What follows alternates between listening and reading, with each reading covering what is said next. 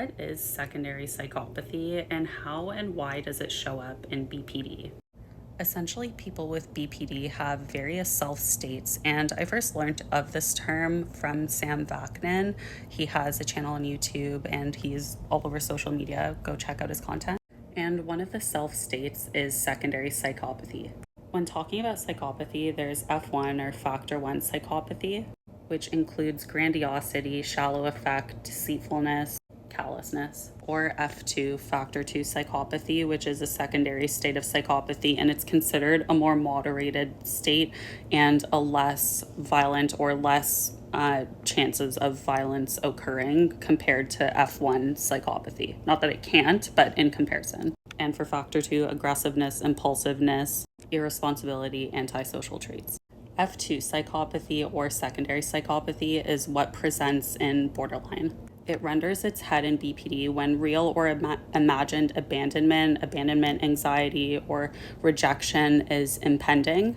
And when these things happen, we decompensate, meaning all of the defense mechanisms we usually have in response to a stressful or anxiety-provoking situation essentially all evaporate and disappear, and we are left feeling totally defenseless, totally vulnerable, and skinless.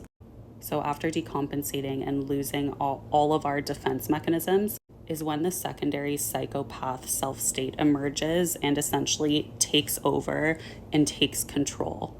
And generally very unhealthy, self-destructive, self-defeating, and self-trashing coping mechanisms emerge with this secondary psychopath. And these extreme coping mechanisms are used in order to regulate the insane and just immense and intense emotions tied to abandonment, anxiety, and rejection. And this self-state protects the person with borderline from the immense and intense emotional overwhelm and tidal wave that just feels like it's crashing down, and it's like do or die, literally.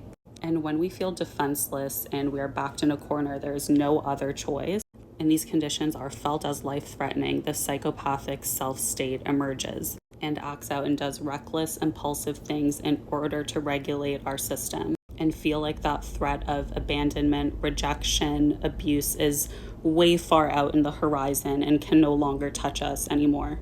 And at some point, it's like the secondary psychopath knows its job is complete and regresses and retreats back into the dark regresses of the mind, hopefully to stay for good this time. And it's common in these states to black out and remember nothing. And this isn't an aspect to be afraid of, it's an aspect to recognize and acknowledge.